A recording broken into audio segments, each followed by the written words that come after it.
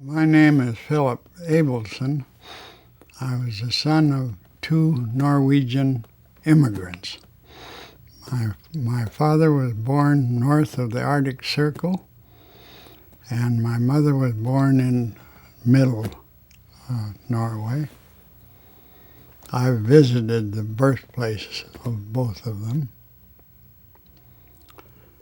They were very wonderful parents. I couldn't have had better parents. And my father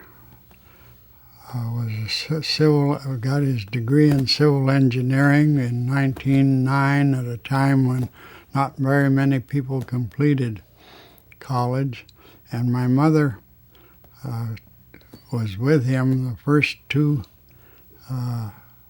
years attending at Washington State in Pullman, Washington.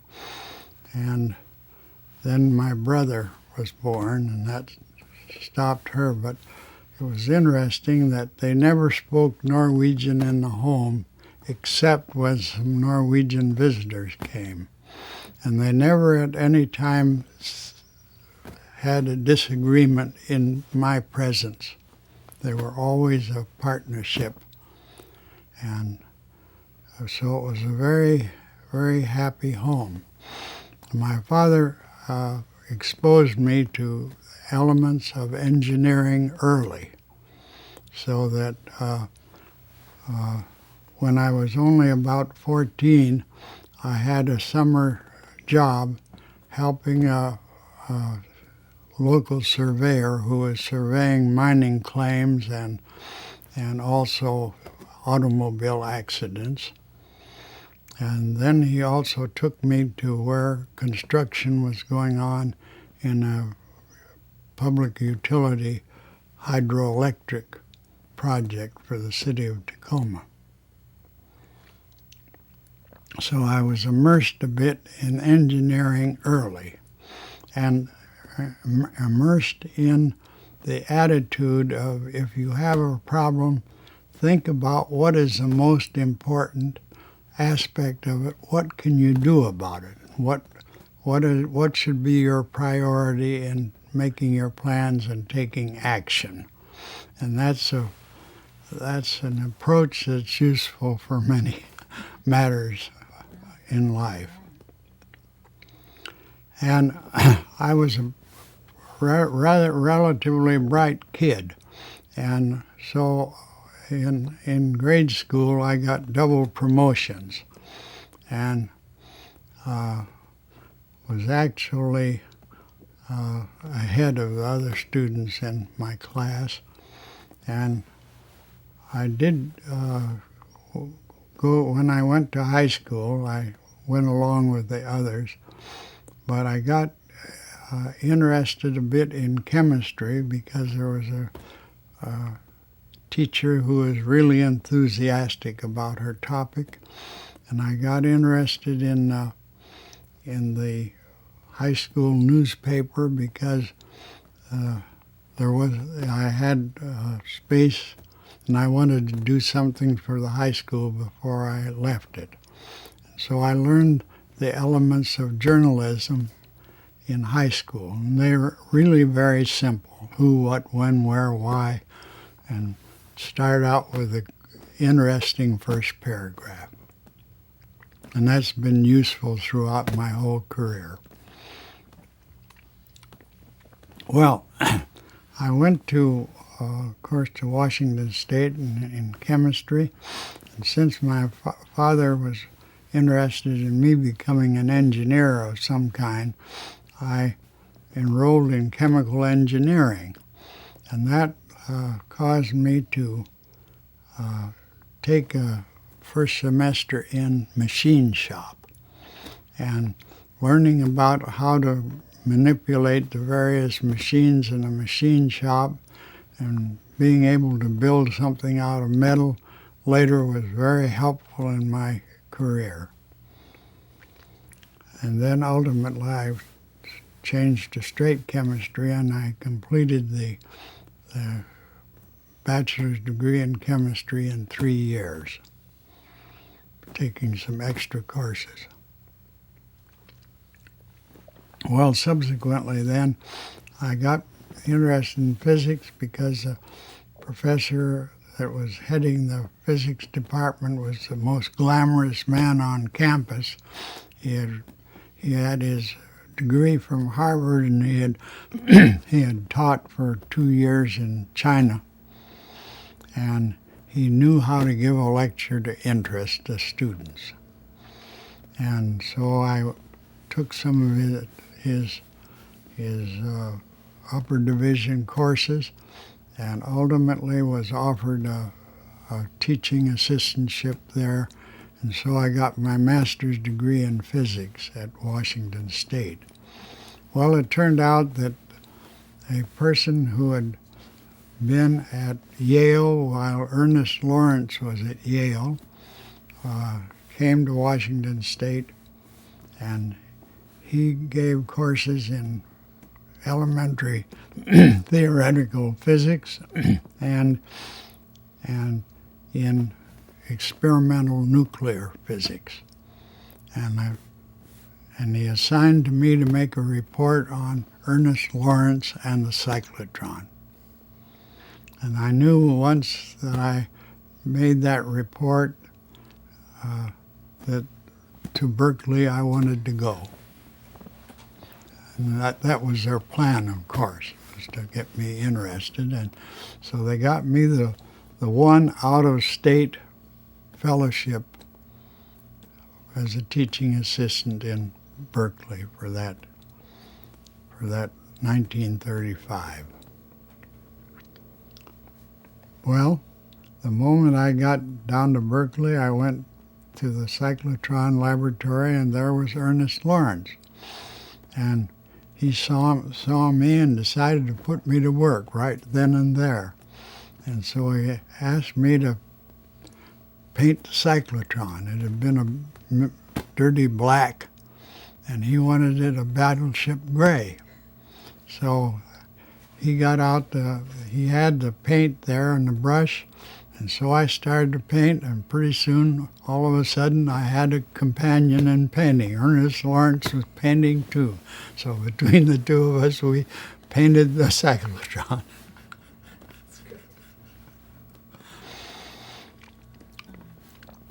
Well, but one of the problems as a graduate student, that year I was the one graduate student in the laboratory, and already the cyclotron laboratory was famous in this country. It was beginning to get write-ups in Time magazine and the like. So it had attracted postdocs. Well, the postdocs, they're of a different breed and different status than a miserable starting out graduate student. So I had to do much of the dirty work that was to be done around the place. And at that time, the cyclotron was put together with beeswax and rosin, and whenever the magnetic field changed, that would move parts of the equipment around and spring a leak. And whenever there was a leak, I was expected to be on hand to help fix it. And so I was, in effect,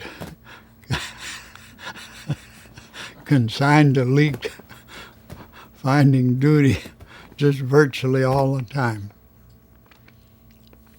And then I was supposed to take these graduate courses, and I was supposed to teach.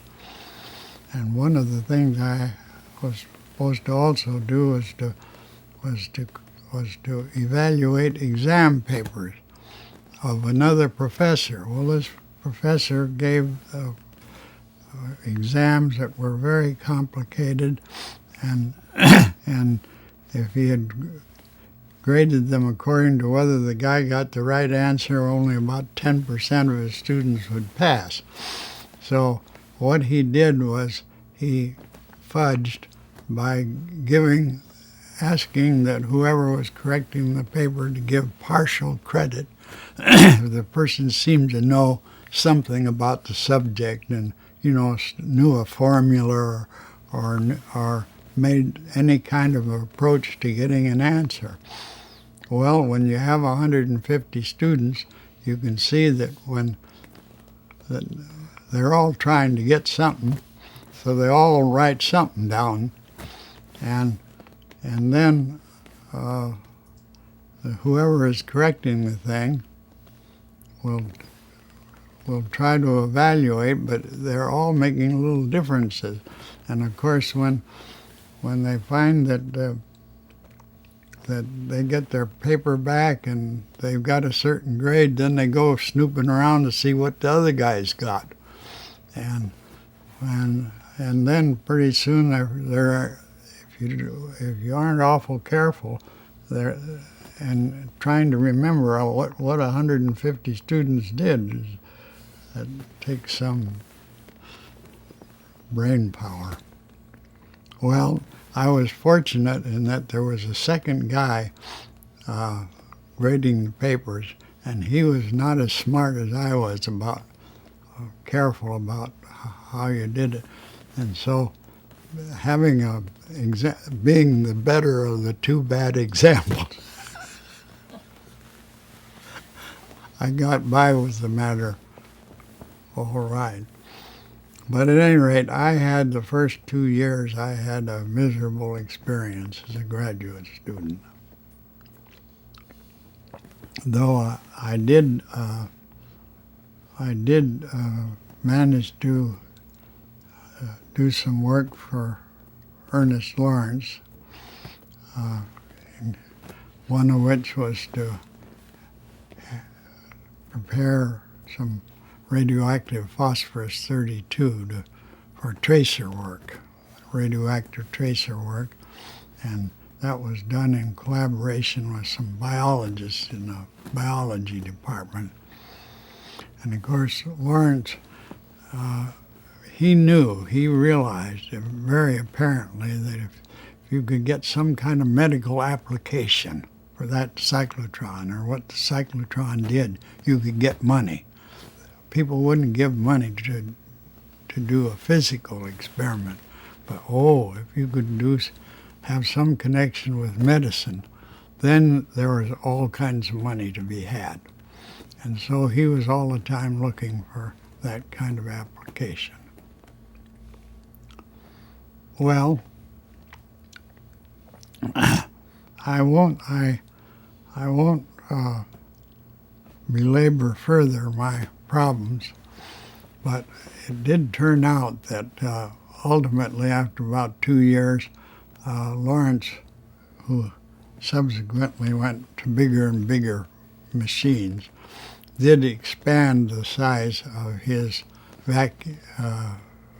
cyclotron, the vacuum chamber, and got rid of the beeswax and rosin, and so I was assigned to, but it had the vacuum chamber when it was delivered had some tiny leaks in it, and I was assigned to find the leaks, and there were about 5 of them, and you could only find the biggest one first, and then you went a succession of 30 different sized leaks down till you finally got the last one. And I was able to find the leaks in about a day and a half, and that had the marvelous factor of meaning that postdocs who were using the cyclotron didn't have to be hunting leaks or have their work interrupted because the machine was leaking. And so my status in the place improved because I had been a hero who solved the damn vacuum problem. Well, that was that one. But I'll tell you the story about Lawrence and Oppenheimer because I think I may have mentioned it to you, but I'll repeat it. It turned out that in the 36, 37, the Spanish Civil War was going on. And at that time, the so-called Loyalists were the Democratic Party, and the the fascists in Spain were trying to oust them. And so Oppenheimer was interested in supporting the Loyalists. And so one Sunday morning, I was operating the cyclotron. There was nobody in the place. They weren't in church, you can be sure of that, but maybe they were recovering from the hangover of the last evening or whatever. But at any rate, nobody was there except me, who was running the cyclotron, making some radioactive tracers. And then comes Oppenheimer. He looks around, he eyeballs the place, he sees that I'm the only person there, and of course, being the poor graduate student and no theoretical background, I was a non-entity, and so he didn't waste any time on me. But he moved over to the blackboard then and wrote on the blackboard something to the effect, cocktail party, benefit of Loyalists. And he gave the location and the time in the afternoon, that afternoon. And so he departed the place. Well, about a half an hour or an hour later, in comes Lawrence. The thing he was interested in was seeing whether the cyclotron was operating properly. And he came over and he saw that it was, and that I was doing what I was supposed to do. And then he kind of looked around to see what was going on, and his eyes fell on the blackboard. And Lawrence had the habit that when something really agitated him, he clenched his jaws. And so I knew that this was bothering him, and he kind of stood there for a moment, and then he slowly walked over to the blackboard, he took an eraser, and he erased off what Oppenheimer had written. And in my mind, that was the beginning of a division between that. That's in my mind. I can't be saying that I knew what was going on in his brain, but after all, the radiation laboratory was Ernest Lawrence's domain, and somebody had invaded his domain and was inciting his students to go do something that he wouldn't exactly approve of. And so this wasn't the kind of, and Lawrence was a very proud man. He was proud of his establishment and proud of what he had achieved. And so, as I say, in my mind, this was the beginning of a split that led to some later events. Well, that's all for that. One other thing about Oppenheimer and me was that later on I had to take a preliminary exam that Oppenheimer was on the committee. And I had the misfortune that there was a young Chinese woman who took the exam the morning of that I was to be examined that afternoon. And she was a brilliant scholar, and she just passed with flying colors.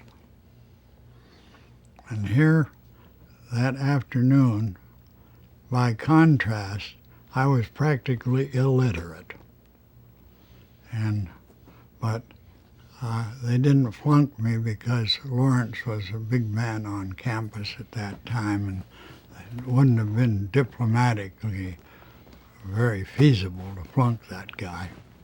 So I was passed, but it wasn't because of any great sign of brilliance on my part. Well, I didn't have anything further to say about any connection with with Oppenheimer, it was true that that after the news of fission came out, I did do some beautiful work because of my competence in chemistry. I was able to identify a large number of the fission products, and so almost every week there would be a seminar, a Monday seminar, and most of the time Oppenheimer would sit in on it, and I would be reporting some new results that I had obtained. So all went well for me from then on, and I got my PhD May 8th of that year. After it was one of the fastest, I'm sure one of the fastest PhD theses done in Berkeley in many a year. Well,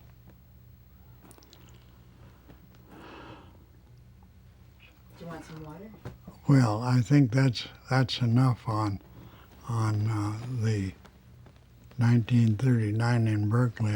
I then proceeded back to Washington in September, but on the way back in September, the Germans had invaded Poland, and while at that time apparently there had been an agreement between the Germans and the Russians about the Germans going after Poland. Nevertheless, this was not likely to stick. And so when I got back here to Washington, I was here to help build a cyclotron to make isotopes, or make radioactive materials for the East Coast community to do tracer work. I decided that I better start looking into the matter of isotope separation.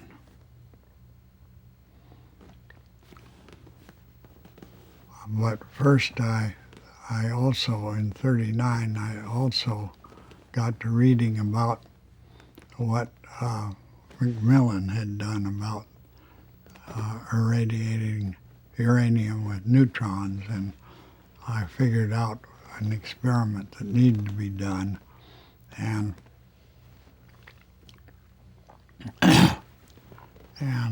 I tried it in Washington, but the radiation I had available was too skimpy.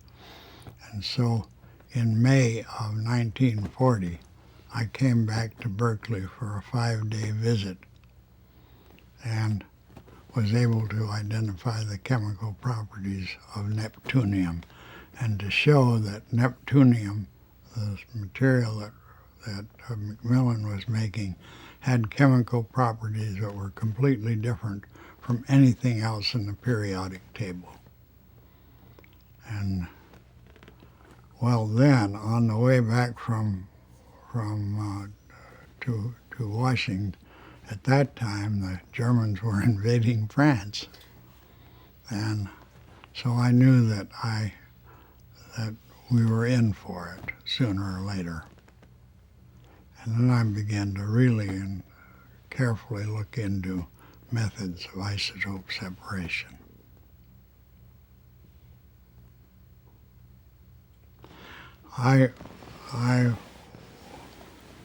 One of the things that I remember with fondness was the mentoring that I obtained both from Louis Alvarez and Ed McMillan. Ed McMillan had been kind to me while I was a graduate student, and Louis Alvarez too. And on the other hand, the other postdocs, well, that's a mere graduate student, you know. He isn't in our class. That was kind of their attitude. So Well, I remember those fellows. I remember those fellows fondly. Later on, I was able to do a partial reward to Louis Alvarez while I was editor of Science.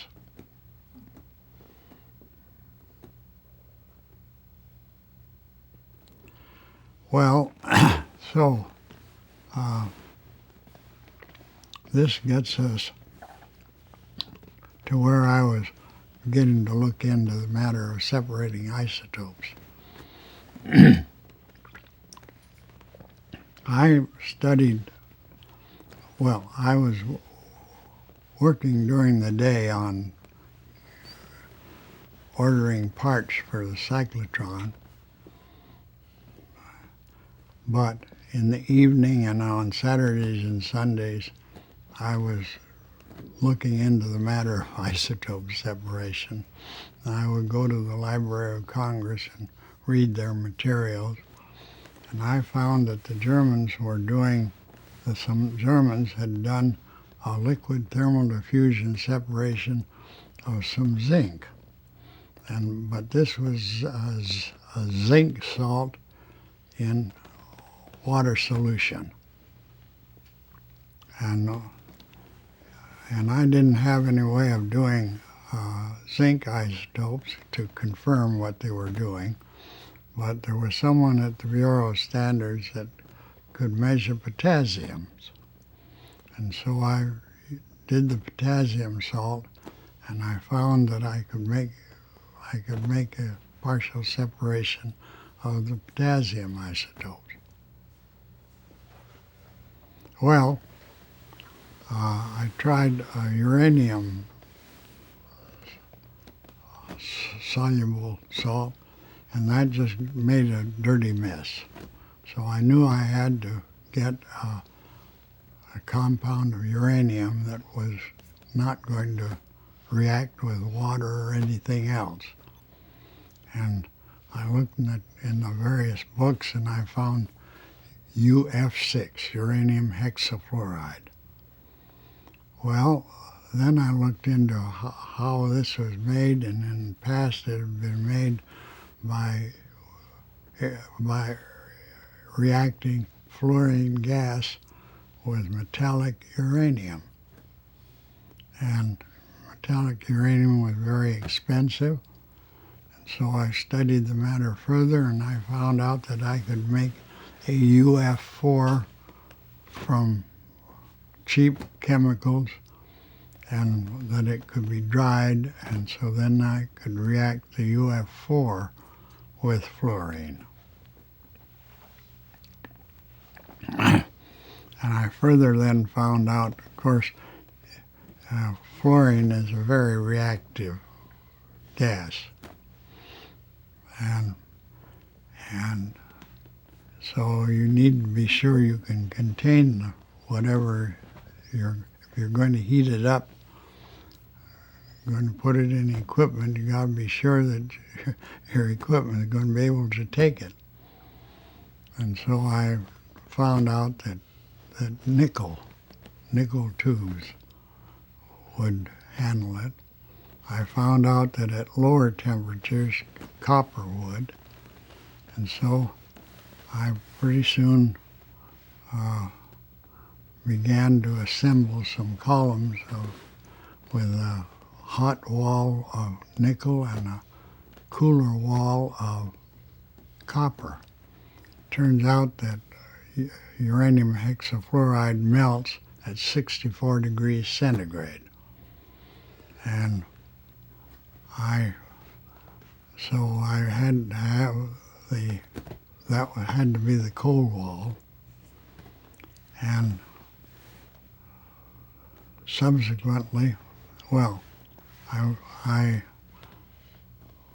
when people at the Department of Terrestrial Magnetism, where I was working, found out that I was working with uranium, they didn't want me around because they had been conducting precise experiments on proton-proton scattering nuclear experiments in which they couldn't stand to have much of a background, so they didn't want any alpha particle backgrounds around. And they didn't trust me. So, but they didn't kick me out entirely. They just found a different place for me to work, namely at the National Bureau of Standards, which was on Connecticut Avenue at the time.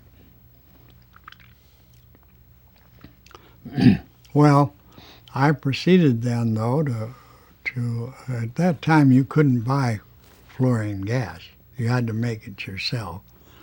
But I had the capability of machining and putting together the necessary equipment to make a fluorine generator, and I did. And then also I determined that that while the ordinary metal tubing that you can get generally has some oil or grease on it, that by treating it with fluorine,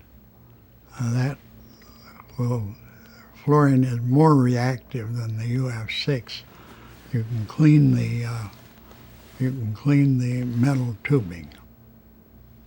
Well, at any rate, I found that I could make equipment that could withstand the high temperature uranium hexafluoride, and with a nickel hot wall and the copper cold wall.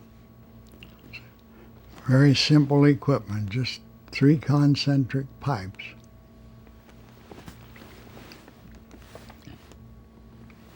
And I was fortunate in that I knew Alfred Neer of the University of Minnesota, and I built a small column which I operated at the Bureau of Standards. It was 12 feet long, and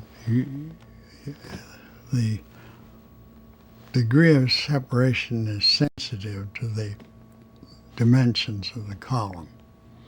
And by luck, I got a dimension that was not too far away from optimum. It was not nearly optimum, but it was close enough to optimum that I got an effect. And once I got an effect, it turned out that Lyman J. Briggs, who was a director of the Bureau of Standards, was head of a federal committee. He had been appointed by President Roosevelt to head the Uranium Committee in the early days. And he had on his committee Ross Gunn of the Naval Research Laboratory. And Ross Gunn had decided that the future of submarines lay in getting nuclear propulsion for the submarine. He had decided that early, because when a typical submarine in those days had to come up, and radar was being developed to be so effective that it could be spotted, and so that a submarine was vulnerable to attack when it surfaced. And on the other hand, he could visualize a submarine which could stay underwater. You couldn't find it. And it could stay underwater for a long time. And so when he heard that I had had a small separation, he was for having me go to the Naval Research Laboratory, where he had better, bigger steam facilities. And so I went. So in something like the 1st of June or the 1st of July, 1941, I went down to the Naval Research Laboratory. And then there followed a series in which I found out the optimum spacing. I built longer columns. I built more of them.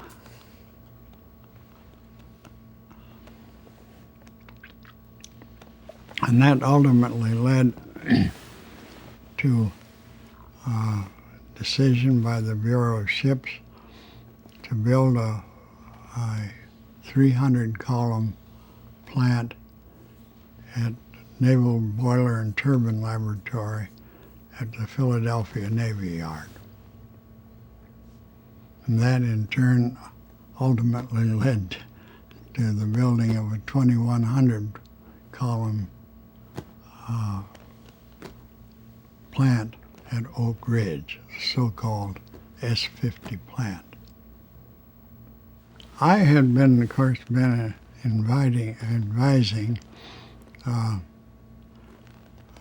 Lyman J. Briggs about nuclear physics matters.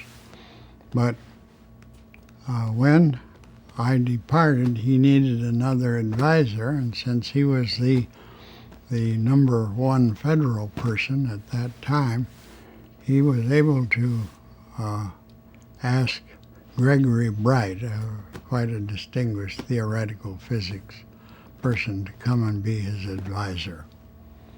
And Gregory Bright was, you have these inner circles. Gregory Bright knew what was going on in general. He knew Oppenheimer, and he knew what was going on at Los Alamos, and so he also knew what I was doing. And so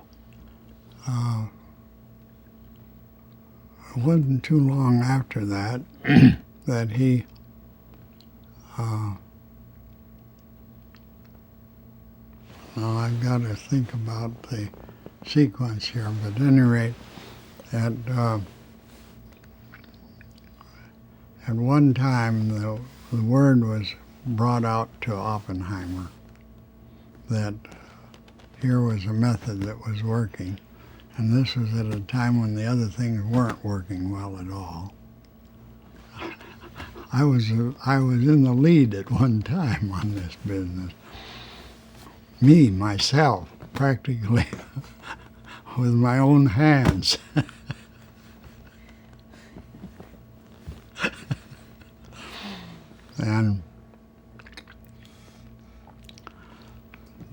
And he did, the result was that very early in the game, General Groves did come down to the Naval Research Laboratory, but for some reason or other, I guess maybe he didn't like the looks of my boss,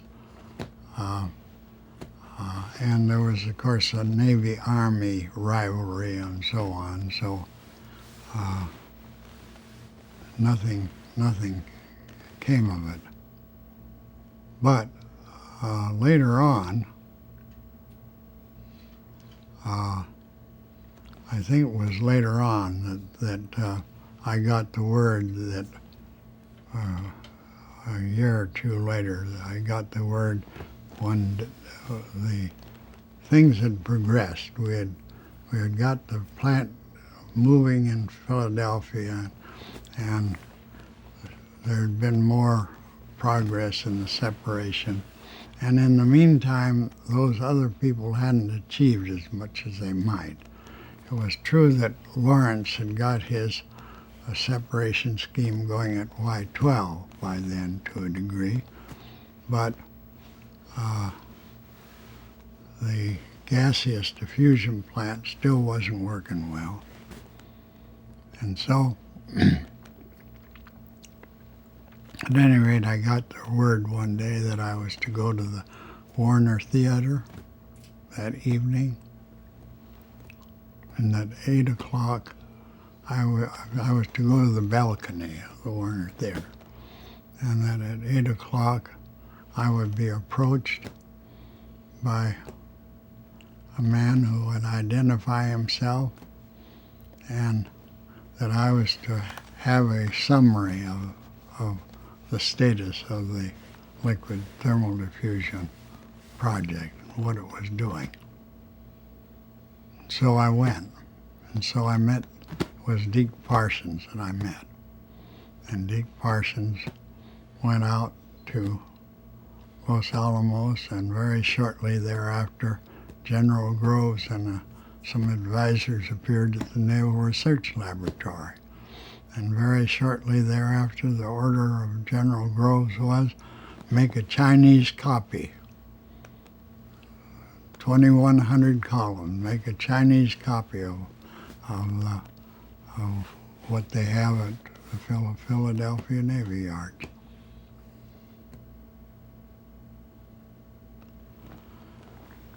Well, so in the end,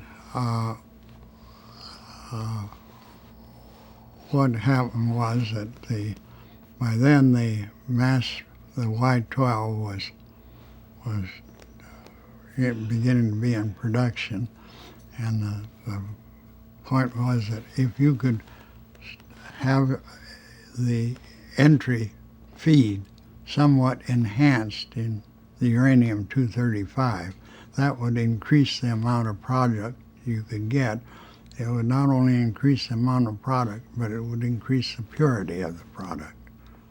Because if you had a more enriched feed, then you could expect at the top a more enriched product. Well, one of the, as it turns out, this was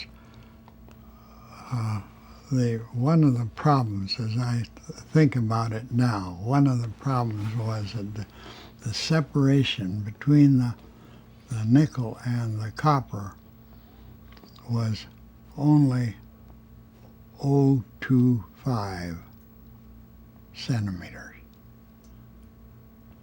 0.25. So that if you didn't have tubing that was perfectly round, or that varied so that the diameter of the two tubes didn't match properly, you wouldn't get the optimum production. And so,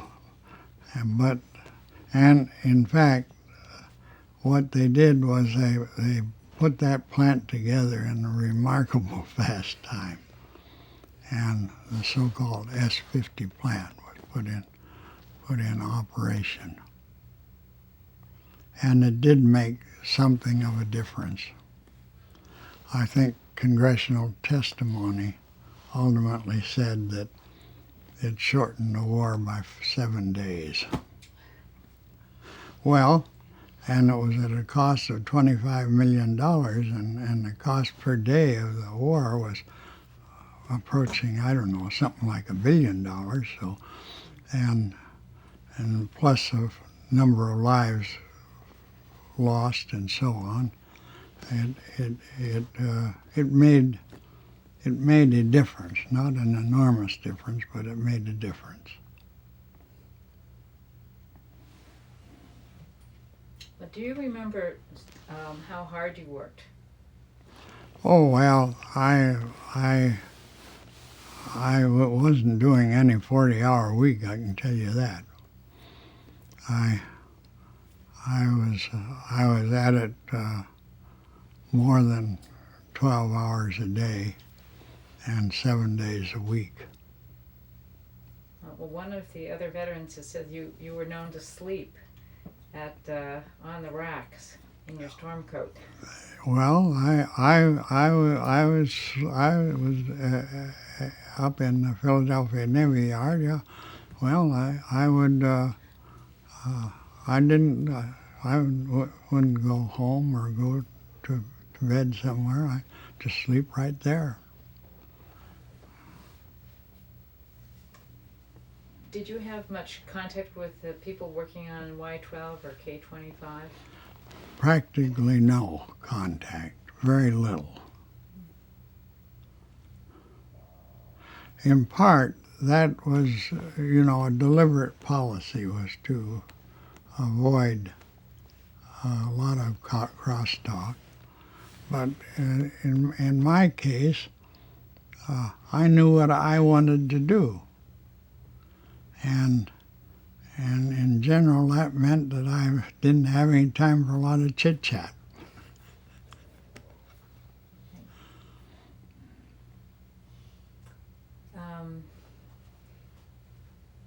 Let's see. Looking back on the Manhattan Project,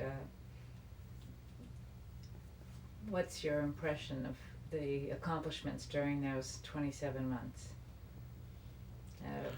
Well, in wartime, this was one of several major projects. And, in peacetime, it would take 10 times as long to do what was done, 10 times or more than was done during that wartime period. When people know here is the objective and this is what needs to be accomplished, and they're putting their minds to it and their efforts and their thoughts, it's really, there's almost a lesson to be learned of what happens when people are dedicated to achieving an end, and where there's teamwork to do it. You probably worked closely with the Ferguson company. H.K. Ferguson, yes. And the stories are that Grove started out with 6 months and then cut it to 4 and then cut it to 90 days, and they still beat their records. How did they do that? How did it happen that they were able to do? Well, it was, at that time, the equipment, my thermal diffusion plant was very simple. So it was a matter of getting the priorities for the supplies. So, and Groves could get them the absolute top priorities for the supplies. And when you had that, then it was just a matter of getting the forces on hand and doing it. But they probably were working the same kind of 7-day shifts and. Oh yes, sure. No, everyone was doing the best they knew how. How did, since you've spent your life in science and policy, how do you see how American science might have been changed during that period, and then how did the next 50 years of American science, how were they changed by that experience? Well, one of the realities that soon emerged was the Cold War. And that the Cold War meant that we had to worry about the Russians and what they might do. And so this country responded accordingly by setting up certain laboratories and certain activities. And we live in a changing world, and you have to adapt to whatever the boundary conditions are, and you have to be responsive and do the best you know how. And in part, of course, it depends on the attitude of the public. If the public is really concerned and worried, then that spreads to all the citizens, including the people who can do anything about it. Now, at this time, there's some concern about bioterrorism, for instance. There are all kinds of ways in which this country could be attacked, and and of course the public can't very well evaluate it, and it depends on to a degree what the communicators tell them. And sometimes the communicators don't always get it straight. But at any rate, well, it's a complicated system with many points of interaction. To what extent do you credit the sort of the leadership, Robert Oppenheimer, General Groves, some of the other people whose names have been sort of in the limelight as the forces behind the success? Well, I wasn't at Los Alamos, so I really don't know. My impression is that there were assembled at Los Alamos a very talented group of individuals. Well, for instance, they had Enrico Fermi there, and they had Hans Bethe, and they had Tiller, and then they had some younger people who were very, very bright. So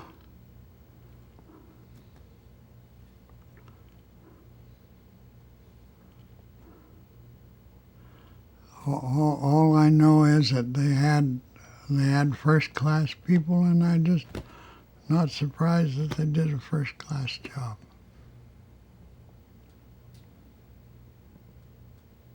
At Oak Ridge, would you say they had the same, caliber of? Well,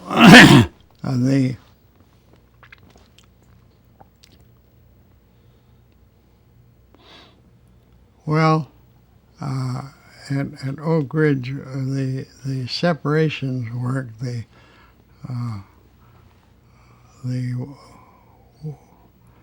There were some fairly good people at Oak Ridge, for instance, in the Y-12. And then, of course, the big development on the gaseous diffusion was done at Columbia University. And I never really knew that crowd, so I can't evaluate them.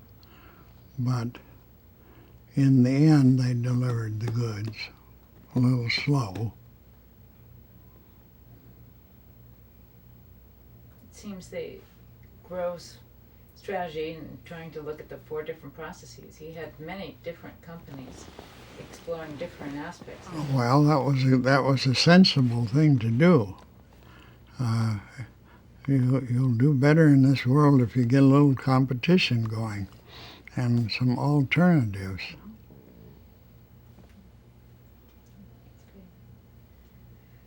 Well, I guess looking back on it, are there any other things that you think would be helpful for future generations to understand about what the experience was like, or how you felt about it, or what lessons we might learn from it?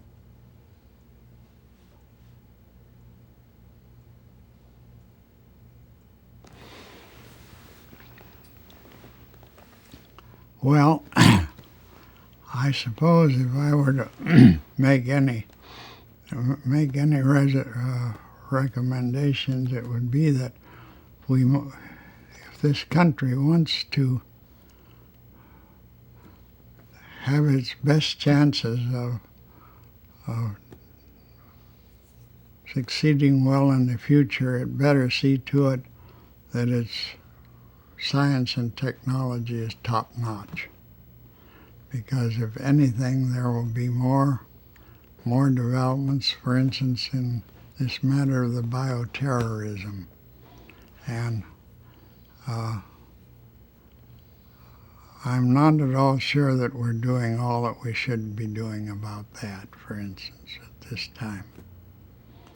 it has a possibility that you could infect an awful lot of people and not really know what was happening until all of a sudden your hospitals were overloaded. And then when you didn't know what was going on, all of a sudden the published reports and so on would have everybody just in an absolute tizzy. Yes.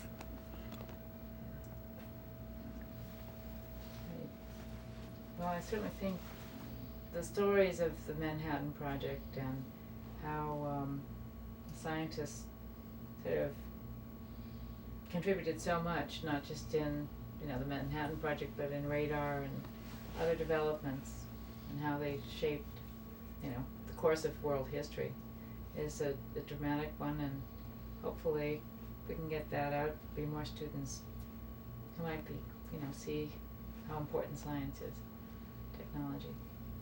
I was telling the people that that I had been around at the very early moment of the proximity fuse, and the proximity fuse was very important in the naval war in the Pacific, and then was important in Europe. And what had happened there was that Merle II, a distinguished nuclear physicist, had been looking at the TV or radio or whatever, and had noted that the Germans were flying planes over England and dropping all kinds of bombs on London and Coventry, and that he was absolutely convinced that an anti-aircraft defense was absolutely essential. If you want to have an anti-aircraft weapon at that time, you had to be able to shoot some kind of a electronic device out of a gun, and the acceleration in the gun is 20,000 times gravity, g, 20,000 g, and so any equipment that you were going to be firing out of the gun had to be specially designed to withstand that force. Well, Merle II was fortunate in that one of his associates and my associates was Richard Roberts.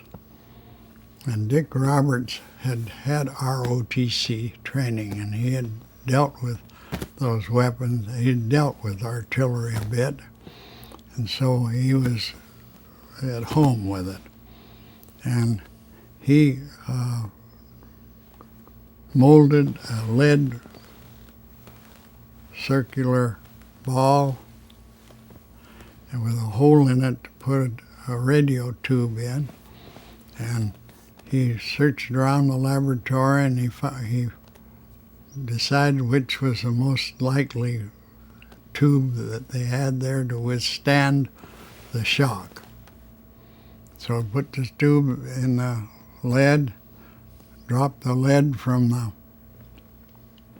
top of a building down to the concrete below, and then measured the indentation of the lead. And then he could calculate what kind of acceleration that tube underwent in order to withstand, and what it had withstood. And it turned out that in that particular case it was something like 2,000 G. Well, he figured if you can pick a tube that can withstand 2,000 G, you can use your brains and design a better tube that can stand 20,000 or more. And so in short order, they had the permission from Vannevar Bush to seek to develop a proximity tube. And how long did it take? Well, It actually, the first proximity fuses were tested about a year and a half later. And what happened was that they took them out in a ship, and then they had some flying targets, and they were so successful in knocking down those flying targets that they wouldn't let them go back to port. Those sailors that were on that boat, they didn't get a chance to communicate with anybody. The ship went off to the East Pacific, or West Pacific, and then shortly thereafter, well, one of my friends also who had been at DTM, Van Allen of the Van Allen belt later, but Van Allen went out and they used those things against the Japanese kamikazes. And then, but they didn't use them in Europe because they were afraid that right away, because they were afraid that the Germans would succeed in copying. But later, nevertheless, two provided a sufficient number of fuses that when the Germans launched the buzz bombs toward the end of the war against London, the British were able to use those proximity fuses to knock down about 98% of the buzz bombs, and the Germans gave up on that. And then, at the time of that final offense, the Germans launched a big offense, and then they knew they had to use them for the ground war. And the poor Germans didn't know what was hitting them. They would be in concentrations, and they would shoot these proximity fuses just horizontally, and where there was a concentration of tanks or metal, the thing would explode. And it was very demoralizing in the middle of the night. How can those guys know where we are, et cetera, et cetera, et cetera? And now we're, it was very demoralizing for the Germans, and was crucial in bringing that war to an end.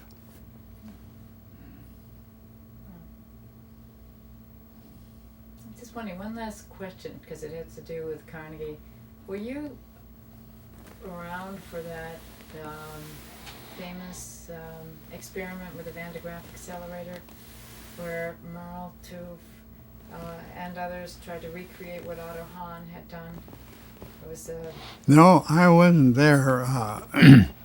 Dick Roberts again was a key guy. I was at Berkeley at the time. It was in '39,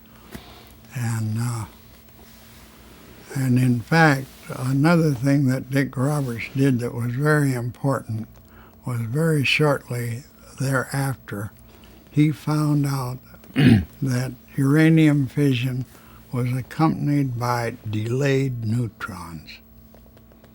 And it was the delayed neutrons that give you a reactor that can be controlled for making civilian nuclear power.